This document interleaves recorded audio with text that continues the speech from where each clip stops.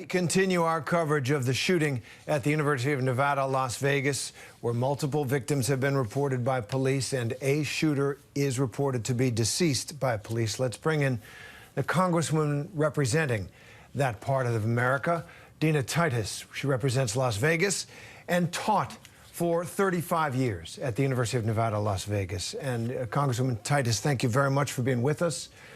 Sorry it's under these circumstances. What can you tell us? What are you hearing about what happened at that school that you love so much, that you dedicated so much of your life to? Well, we've been in constant contact with Metro and also with the president's office there on campus. We don't know how many victims there are either. You know the story about it as well as we do, but we were trying to see if there's any way we could be helpful. I know that campus very well. My husband taught there longer than I did. And the Wright Hall, where the political science department was, is right next to Beam Hall.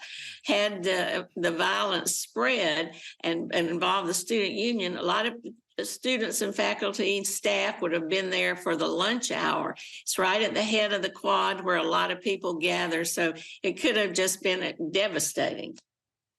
And we go through this too many times, obviously. As a member of Congress, you've been involved in these debates for years. And I understand that you have introduced legislation, you know, gun safety, gun regulation, to try to get some kind of a handle on these shootings from that perspective. We don't know what happened here, but we do know that there have been more than 600 multiple shootings, multiple victim shootings in the country so far this year, and that's a record. And Las Vegas, of course, has a painful history with the Mandalay Bay shooting. This is something you've been working on, and I can't imagine what you feel when, once again, your hometown, your home campus is involved. Well, that's right. And the Mandalay Bay shooting that we just had the anniversary of a couple of months ago was also in my district. And that's the worst shooting in modern American history, with 58 people killed. So Metro is very well trained to deal with this sort of situation. Did you tell those students to stay in place during this as they... I'm sorry. I wanted to say there is a gun violence prevention caucus. I'm a member of it, and we've sponsored a number of bills to get weapons of war off our streets, and we just cannot get the other side to move these forward. And Congressman, for those of us who know UNLV best, you know, for its sporting glory, tell us a little bit about that campus community and how that community, you know, will be responding to this incident, this tragedy. Well, you know, it's grown considerably since I first came there in 1977. It is, but it's still a small campus in terms of being close-knit.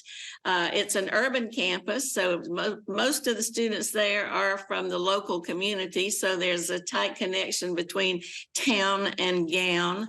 It's located in the heart of the city, so it's on a small space for many campuses. It's not spread out. It could be fairly easily contained. There's a lot of school spirit there, and there will be a lot of concern for people all around the state for UNLV. You know, go Rebels. That's known pretty well now nationally with our sports team. So I think you'll find a lot of sympathy, a lot of concern, and a lot of reaching out to try to be helpful. It's just devastating.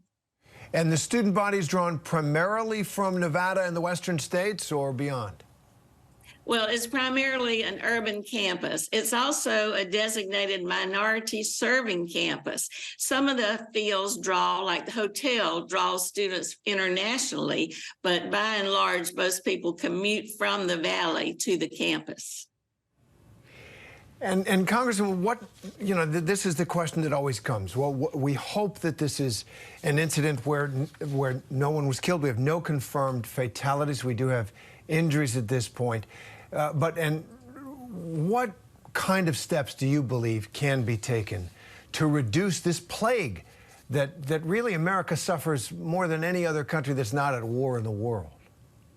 Well, that's right. We need to take some legislative matters at dealing with gun violence, whether it's getting rid of automatic weapons like machine guns or rapidly firing ammunition clips, bump stocks. I have that bill. That's what was used at Mandalay Bay to turn a regular gun into a machine gun. Harder background checks. Those are the kinds of things that need to be done. What's happening is because Congress seems to not be able to take action because the Republicans won't vote for or bring these bills up, is that some state by state legislatures are doing just that, including in Nevada. But that gives you a patchwork of policy that really can't address this as the nationwide health issue that it is. And Congressman, we've been watching our affiliate coverage, and as we saw the police response, a massive police response to the UNLV campus.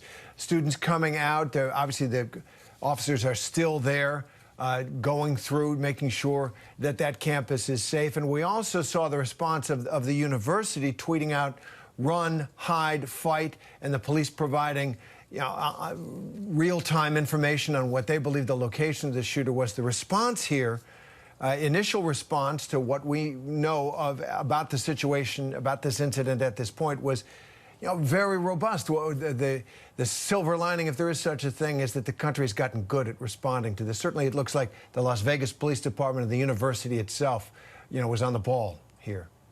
Well, you hate to think it's because you've had a lot of practice, but indeed that previous shooting on October 1 was like a war zone. Police, the first responders, ordinary citizens rescuing people, hospital emergency rooms that look like MASH units. So we did learn a lot from that experience, and the campus cops were there ready. And I think that one of the advantages of having so much social media, students are always on their phones, is that the university was able to get the word out very quickly to that student population that something was happening and this is what they needed to do. And that was very effective. And the threat environment here, Congressman, with wars overseas, with the country, entering an election year where the country's polarized, and polls show that anger about these issues is very, very high. It's a high threat environment in this country, from Las Vegas to Washington, D.C., right across the country. Well, it certainly is. I serve on the Homeland Security Committee, and we have had briefings ahead of the FBI has recently said we have to be on high alert because of all these things. And in Nevada, you've seen that all of the campuses are locked down now following this incident at UNLV, just in case it's something that encourages other actions like this, or it's a more coordinated multiple incident that was planned to take place. Yeah, and as a community leader in Las Vegas for all these years, and as a member of the United States Congress, what can you do in the days following an incident like this, the hours and the days following? What's your role here, do you think? Well, I think we keep talking about the need for gun violence prevention legislation. I'll work with some of the organizations that are there, Moms Demand Action, trying to keep this at the top of the front page, keep this in the news so that we don't just respond to it with thoughts and prayers. We need to respond to it with action. Well, Congresswoman Dina Titus of Las Vegas, who taught at the University of Nevada, Las Vegas for more than 30 years. We thank you for being with us and hope we can stay in touch with you. Thank you very much, Congresswoman. Hi, everyone. George Stephanopoulos here. Thanks for checking out the ABC News YouTube channel. If you'd like to get more videos, show highlights, and watch live event coverage, click on the right over here to subscribe to our channel. And don't forget to download the ABC News app for breaking news alerts. Thanks for watching.